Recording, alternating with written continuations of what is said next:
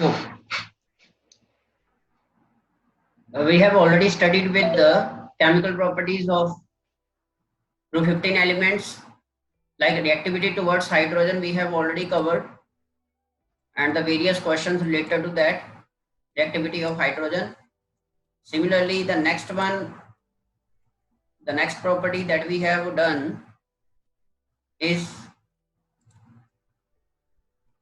reactivity towards oxygen.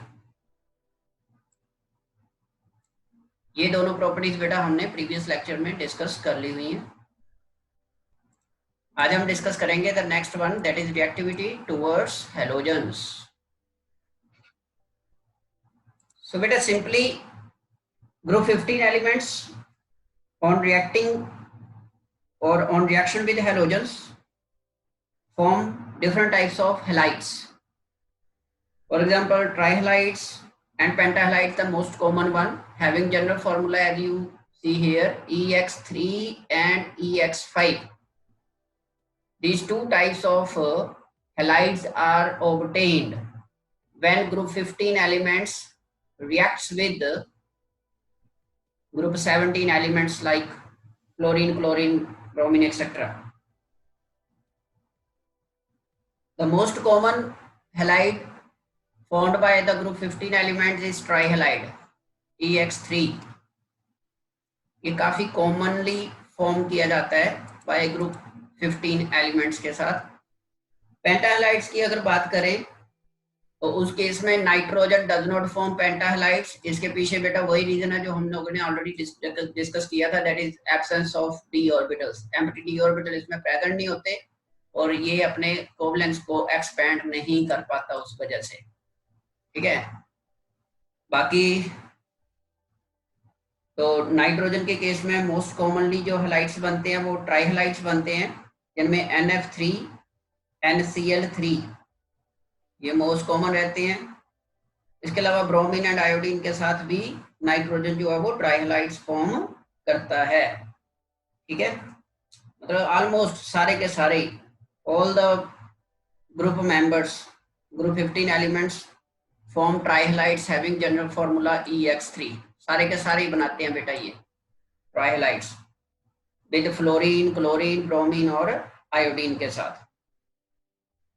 तो इसमें अगर ट्राइहैलाइड्स पहले डिस्कस कर लेते हैं. ट्राइहैलाइड्स के केस में जो स्ट्रक्चर रहती है इनकी, दैट इज पिरामिडल स्ट्रक्चर होती है. सेंट्रल एटम sp3 हाइब्रिडाइज्ड रहता है बेटा. ठीक है, नोट करते रहना है साइड बाय साइड थोड़ा बहुत. तो इसके अलावा एक लोन पेयर प्रेजेंट रहता है on the central atom like nitrogen, phosphorus वगैरह जो भी है. बट नाइट्रोजन के केस में ये lone pair as it is present रहता है क्योंकि यहाँ पे नाइट्रोजन के पास एम्प्टी डी ऑर्बिटल नहीं होते, जिस वजह से वो इस लोन पेयर को बॉन्ड फॉर्मेशन के लिए यूटिलाइज नहीं कर पाता. नाइट्रोजन की एक्सेप्शन के साथ बाकी सब जितने भी हैं नीचे वाले जैसे फॉस्फोरस वगैरह है वो इन लोन पेयर्स को यूटिलाइज कर लेता है और वहां से वो पेंटाहैलाइड्स फॉर्म कर लेता है. जैसे फॉस्फोरस जो है दोनों कंपाउंड बनाता है, ट्राइहैलाइड्स भी और पेंटाहैलाइड्स भी. तो उसके फॉर्मेशन के पीछे का जो मेन कॉज है वो है presence of empty d orbitals, जिसकी वजह से वहां पे p pi d pi bond formation takes place हो जाती है. तो इन केस ऑफ ट्राइहैलाइड्स के केस में अगर हम बॉन्ड एंगल की बात करें, एक मेन कैरेक्टरिस्टिक प्रॉपर्टी रहती है बॉन्ड एंगल जो हम डिस्कस करते हैं. तो top to bottom as you know group 15 elements का size top to bottom increase करता जाता है, जिसकी वजह से bond angle of trihalides also increase. जैसे फॉर एग्जांपल अगर हेलोजेंस की बात करें, different halogens with same atom के साथ जब ट्राइहैलाइड बनाते हैं, जैसे मान लीजिए फॉस्फोरस के साथ बना रहे हैं, तो फॉस्फोरस के साथ PF3 जो बनता है, फॉस्फोरस ट्राइफ्लोराइड जो बनता है, उसका बॉन्ड एंगल लीस्ट रहता है as compare to that of PCl3, PBr3 और PI3.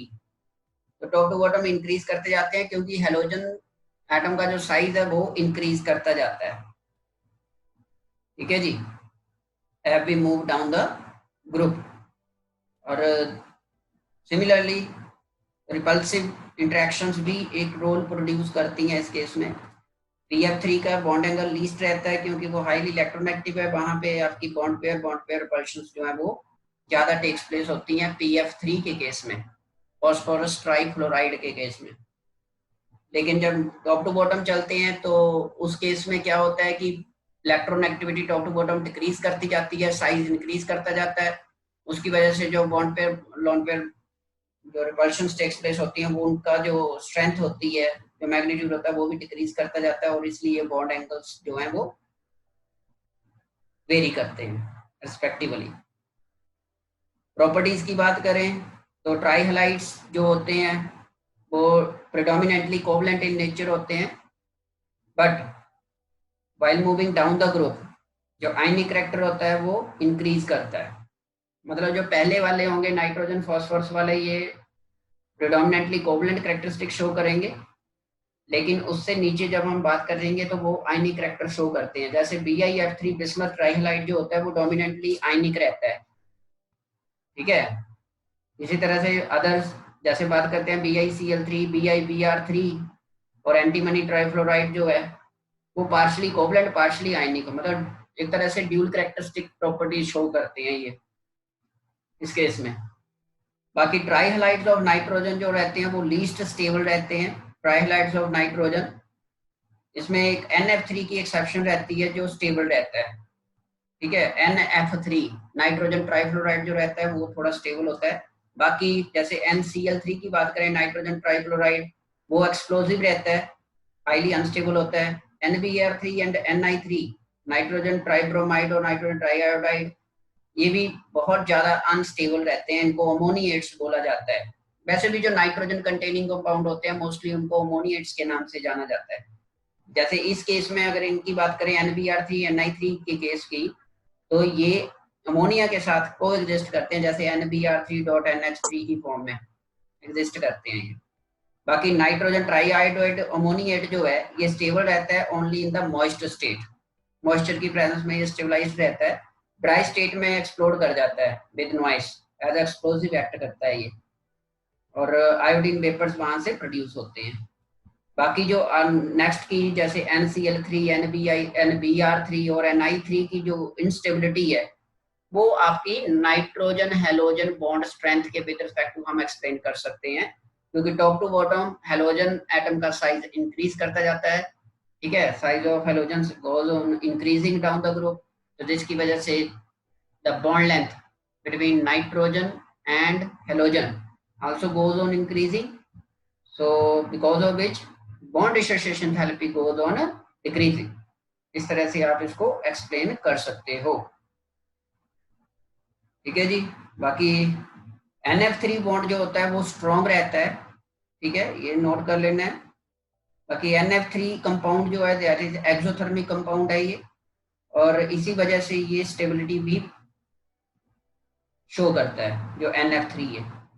तो NF3 does not undergo hydrolysis with water, dilute acids और alkalis due to its stable nature की वजह से, जैसे कि हमने अभी डिस्कस किया है। नाइट्रोजन ट्राइफ्लोराइड स्टेबल रहता है, बाकी के जो रहते हैं वो अनस्टेबलाइज्ड रहते हैं। तो इस तरह से आप इनकी प्रॉपर्टीज को थोड़ी बहुत इलेबोरेट कर सकते हो ट्राइहलाइड्स के केस में, ठीक है। जब पेंटाहलाइड्स की बात आती है तो यहाँ पे फॉस्फोरस, आर्सेनिक, एंटीमनी जो तीन है, ये तीनों की तीनों पेंटाहलाइड्स बनाते हैं ड्यू टू सिंपली वही रीजन, due to presence of empty d orbitals in their valence shells. यहाँ से क्वेश्चन आता है why nitrogen does not form pentahalides, nitrogen pentahalides क्यों नहीं बनाते। तो उसके पीछे का बेसिक रीजन वही है बेटा जो अभी हमने डिस्कस किया, that is absence of d orbitals in the valence shell. And actually pentahalides जो होते हैं मोर ओवर, मतलब ओवरऑल की बात अगर करते हैं तो pentahalides generally they are thermally less stable रहते हैं देन ट्राइहलाइड्स। इसके पीछे के बेसिक कॉजेज हैं, दैट इज सबसे पहले तो जो हम मोस्ट इंपॉर्टेंट जो पी ब्लॉक एलिमेंट्स के केस में हम लोग डिस्कस करते ही हैं, that is the strong inert pair effect produce हो जाता है जब हम टॉप टू बॉटम चलते हैं, जिसकी वजह से हायर ऑक्सीडेशन स्टेट की जो स्टेबिलिटी रहती है, stability of higher oxidation state that is decrease करती जाती है as we move from top to bottom, और लोअर ऑक्सीडेशन स्टेट की स्टेबिलिटी बढ़ती जाती है। That's it. फॉर एग्जांपल हमने यस्टरडे डिस्कस किया था कि जो ग्रुप 15 एलिमेंट्स की जो कॉमन ऑक्सीडेशन स्टेट रहती है वो +5 रहती है, +5 रहती है common oxidation state of group 15 elements. लेकिन ये जो ऑक्सीडेशन स्टेट है, +5 ऑक्सीडेशन स्टेट की जो स्टेबिलिटी होती है वो टॉप टू बॉटम डिक्रीज करती जाती है, और जो लोअर ऑक्सीडेशन स्टेट होती है इसकी पॉसिबल, दैट इज +3, उसकी स्टेबिलिटी टॉप टू बॉटम बढ़ती जाती है। उसके पीछे का कारण होता है inert pair effect, the poor shielding effect offered by inner d and f electrons for heavier elements like antimony and bismuth के केस की जब बात करते हैं तो वहां पे s सब शेल के जो इलेक्ट्रॉन होते हैं वो पार्टिसिपेट नहीं करते बॉन्ड फॉर्मेशन में, और जिसकी वजह से वो +3 ऑक्सीडेशन ही शो कर पाता है in its compounds. Similarly secondly जब हेलोजेंस की भी बात करते हैं मान लीजिए, तो उस केस में भी क्योंकि टॉप टू बॉटम एक तो इलेक्ट्रॉन एक्टिविटी डिक्रीज करती जाती है, दूसरा size of halogen atom also goes on increasing. तो एक पर्टिकुलर एटम के लिए लाइक फॉस्फोरस वगैरह के लिए ये पॉसिबल नहीं रहता कि वो लार्ज साइज 5 हेलोजन एटम्स को अकोमोडेट कर सके, वहां पे स्टेरिक हिंड्रेंस फैक्टर भी प्रोड्यूस हो जाता है। जैसे PBr5 की अगर बात करें या Pi5 की बात करें तो वो हाईली अनस्टेबल ही रहते हैं, मींस बहुत ज्यादा स्टेरिक हिंड्रेंस फैक्टर वहां पे टेक्स प्लेस कर जाता है due to large size of these species. तो मोस्ट कॉमनली जो फॉस्फोरस पेंटाहलाइड बनाता है वो फ्लोरीन के साथ और क्लोरीन के साथ ही बनते हैं, मोस्ट प्रोबेबल जो बनते हैं PF5 एंड PCl5, ये दो ही बनते हैं। बाकी के जो नीचे वाले होते हैं PBr और Pi वगैरह ये हाईली अनस्टेबल रहते हैं, बहुत ज्यादा लेस स्टेबल होते हैं ये। बाकी ये दो मेन कारण होते हैं जिसकी वजह से जो पेंटाहलाइड्स होते हैं they are less stable than trihalides रहते हैं इन केस ऑफ फॉस्फोरस और अदर एलिमेंट्स के केस में।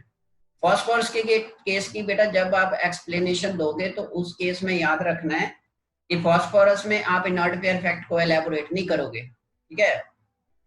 जो इनर्ट पेयर फैक्ट है वो डोमिनेट करेगा लास्ट एलिमेंट्स के केस में। एंटीमनी और बिस्मथ के केस की जब बात करेंगे तो वहां पे जाके आप इनर्ट पेयर फैक्ट को एक्सप्लेन करोगे। जैसे मान लीजिए क्वेश्चन ही बन गया कि why Bi5 positive act as strong oxidizing agent, Bi5 positive act as strong oxidizing agent, तो यहाँ पे आप इनर्ट पेयर इफेक्ट को एज अ रीजन एक्सप्लेन करोगे यहाँ पे। बाकी ज्योमेट्रीज की बात करें तो बेटा यहाँ पे एक और क्वेश्चन आता है जो +1 में भी हम लोगों ने किया था कि जो पेंटाहलाइड्स होते हैं स्पेशली फॉस्फोरस के, जैसे PCl5, all the 5 bonds are not equivalent, 5 bond बनते हैं, ट्रायंगल बाइपिरामिडल ज्योमेट्री होती है, आप लोग करके आए हो +1 में इसको अच्छी तरह से।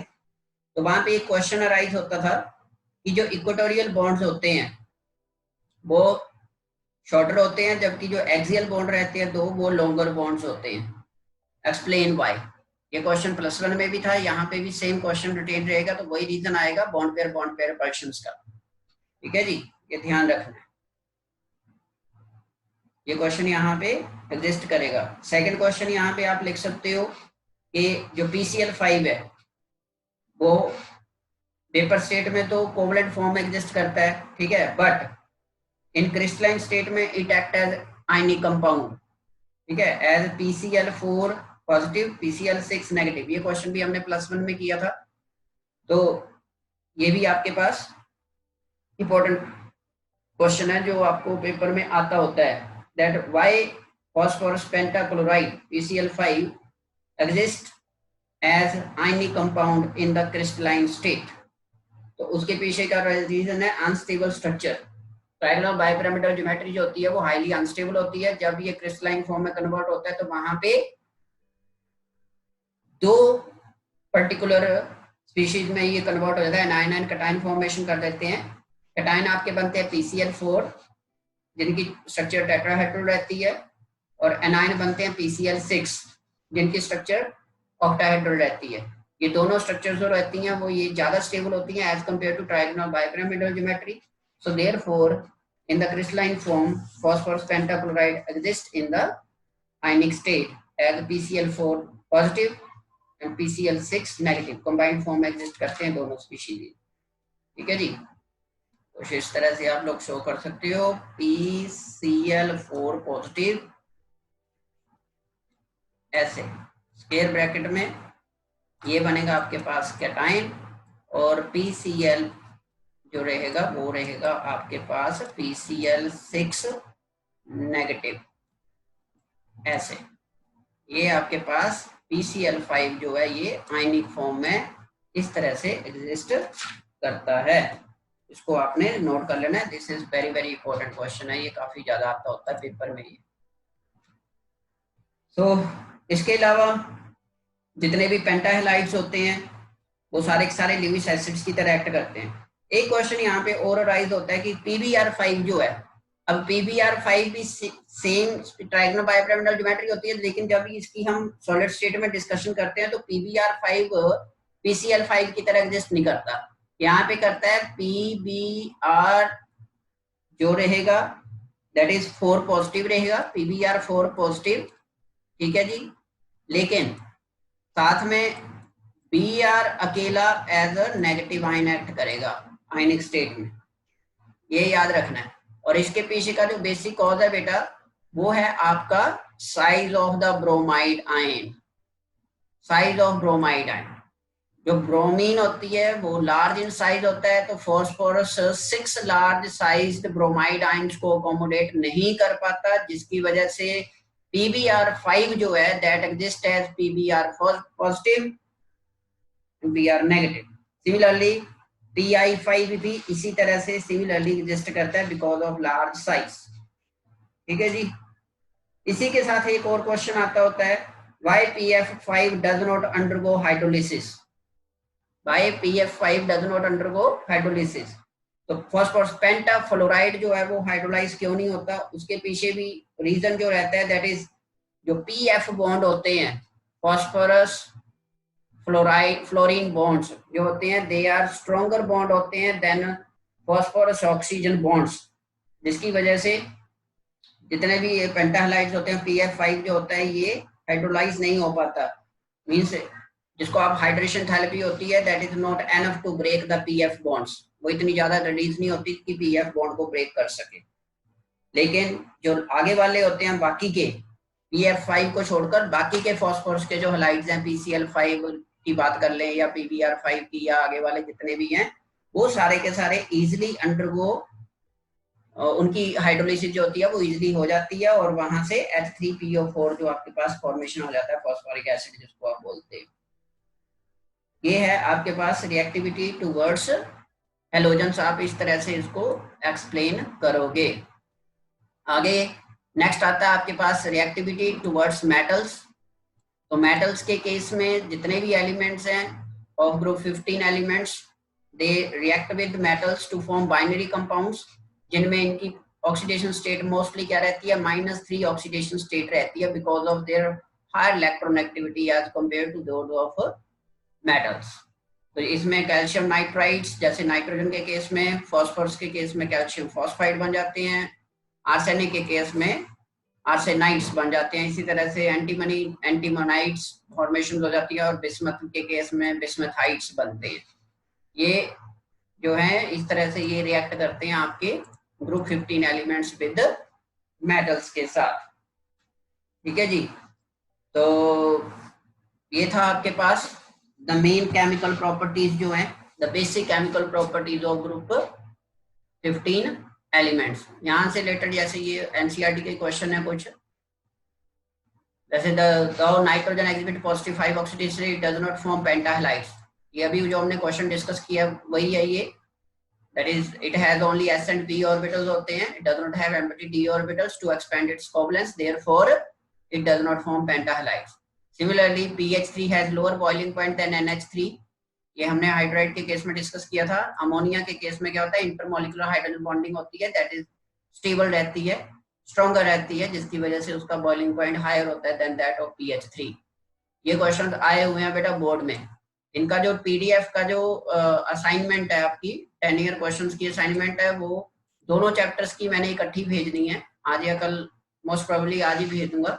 लेकिन ध्यान रखना है कि आपने पी ब्लॉक के स्टार्ट करने हैं डी एंड एफ के बाद में, क्योंकि इसके क्वेश्चन जो होते हैं पीडीएफ के इकट्ठे आते होते हैं पेपर में भी, तो इस चीज का ध्यान रखना है। इसी तरह से ये क्वेश्चन बनते हैं, why are pentahalides more covalent than trihalides, ठीक है, ये अभी डिस्कस किया हम लोगों ने।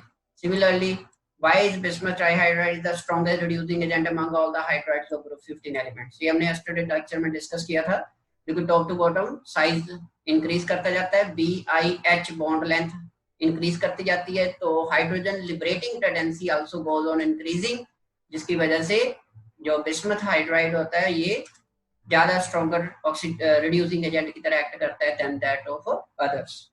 ये आप इस तरह से एक्सप्लेन करोगे क्वेश्चन को। नाउ इसके बाद आपके पास आता है आपके that is compounds of group 15 elements. तो कंपाउंड्स ऑफ ग्रुप 15 एलिमेंट्स में सबसे पहले हम लोग डिस्कस करते हैं डाई नाइट्रोजन को, कंपाउंड्स ऑफ ग्रुप 15 एलिमेंट्स, ठीक है जी। इससे पहले कंपाउंड्स करने से पहले अगर आपकी कोई प्रॉब्लम्स हैं तो 1 बाय 1 वो पूछ लीजिए, वो ज्यादा जरूरी है as compare to next topic. जितना हमने किया है यस्टरडे और टुडे, इसके विद रिस्पेक्ट टू अगर किसी की क्वेरीज हैं तो वो पूछिए 1 बाय 1। हरी अप, फिर इसकी प्रेपरेशन वगैरह आज कर लेंगे अगर टाइम बचेगा, नहीं तो फिर कल डिस्कस करेंगे इसके बारे में। बोलिए बेटा, एनीवन?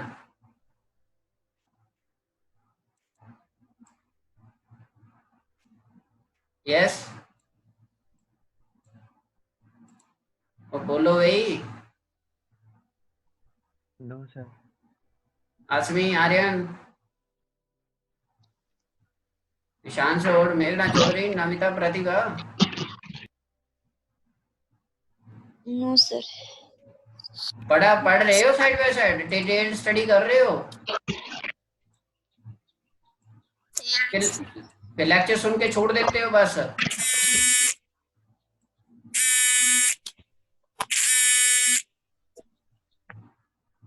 एक चीज याद रखिए, ये वाले जो चैप्टर बेटा हम कर रहे हैं ये मोस्ट इम्पोर्टेंट चैप्टर्स हैं एग्जामिनेशन पॉइंट ऑफ व्यू से बेटा, ये हाई स्कोरिंग चैप्टर्स हैं जो कर रहे हैं। पहले 4 किए थे, अब पीडीएफ कर रहे हैं।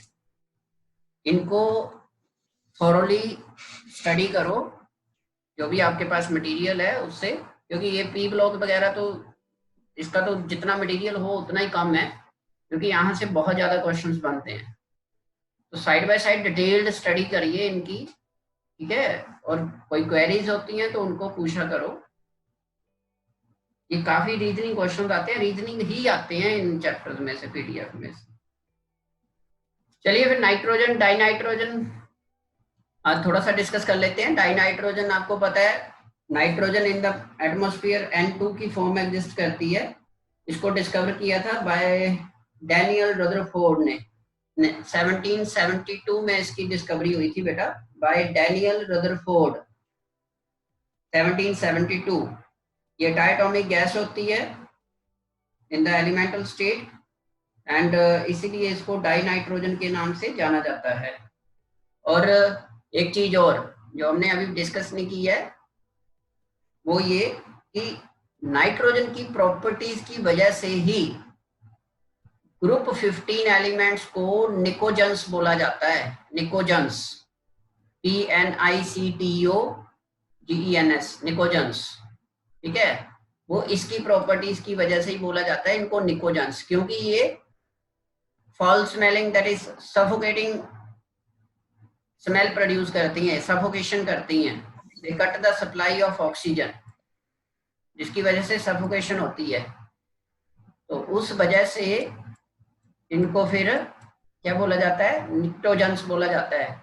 जब अगर हमने वैसे बोलना है तो टी साइलेंस होता है तो निकोजन्स बोलते हैं, PNICTO जन्स। ये याद रखना है, इसकी प्रॉपर्टीज की वजह से ही बोला जाता है, नाइट्रोजन एंड इट्स कंपाउंड्स की प्रॉपर्टीज की वजह से। तो डाई नाइट्रोजन को अगर तो कमर्शियल प्रेपरेशन की बात करें तो liquefaction and fractional distillation of air वहीं से प्रोड्यूस की जाती है, क्योंकि आपको पता है सबसे ज्यादा जो नाइट्रोजन एग्जिस्ट करती है वो एटमॉस्फेरिक गैस की फॉर्म में एग्जिस्ट करती है ये। ठीक है, तो वहां से इसको liquefaction and fractional distillation method से आइसोलेट किया जाता है। इसका बॉइलिंग पॉइंट कम होता है, जस्ट 77.2 केल्विन रहता है, और ये डिस्टिलेशन हो जाती है over first leaving behind liquid dioxygen, जिसका जो बॉइलिंग पॉइंट है वो 90 केल्विन रहता है। तो ये पहले रिमूव आउट हो जाती है वहां से। लैब प्रेपरेशन की बात करें तो ये आपके पास दो रिएक्शन शो हो रही हैं। इसमें हम लोग सिंपली अमोनियम नाइट्राइट की थर्मल डिकम्पोजिशन से नाइट्रोजन को प्रोड्यूस करते हैं। अब क्योंकि अमोनियम नाइट्राइट हमें पहले प्रिपेयर करना पड़ता है, अमोनियम नाइट्राइट बनाने के लिए क्या करना पड़ता है, अमोनियम क्लोराइड और सोडियम नाइट्राइट, जैसे आप ये देख रहे हो ammonium chloride and sodium nitrite, इन दोनों को मिलाकर यहाँ से बनता है अमोनियम नाइट्राइट NH4NO2। यहाँ इससे पहले NH4NO2 फॉर्मेशन होती है बेटा, अमोनियम नाइट्राइट, ये N है यहाँ पे, ये अमोनियम नाइट्राइट होता है NH4NO2। ये फॉर्मेशन होती है जब अमोनियम क्लोराइड और NO2 को आपस में कंबाइन किया जाता है। ठीक है, ammonium nitrite plus NaCl by product, जैसे कि यहाँ पे भी शो किया हुआ है, ये NaCl बाय प्रोडक्ट निकलता है। फिर उस अमोनियम नाइट्राइट को क्या किया जाता है, डिकम्पोज किया जाता है, हीट किया जाता है in the absence of air.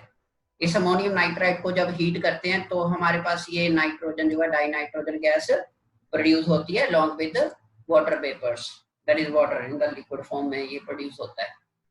Actually में ये जो एक रिएक्शन शो की हुई है ये दो रिएक्शन होती हैं। फर्स्ट स्टेप में अमोनियम क्लोराइड और सोडियम नाइट्राइट को आपस में रिएक्ट करवा के ये बनाया जाता है, जिसको हम बोलते हैं ammonium nitrite plus NaCl release होता है।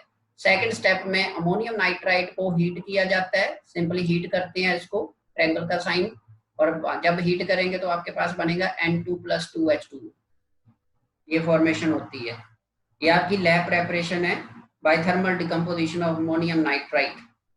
इसके अलावा सेकेंडली हम लोग इसको बना सकते हैं by thermal decomposition of ammonium dichromate, जैसे ये रिएक्शन आप देख रहे हो, अमोनियम डाइक्रोमेट कंपाउंड होता है हमारे पास, इनऑर्गेनिक कंपाउंड।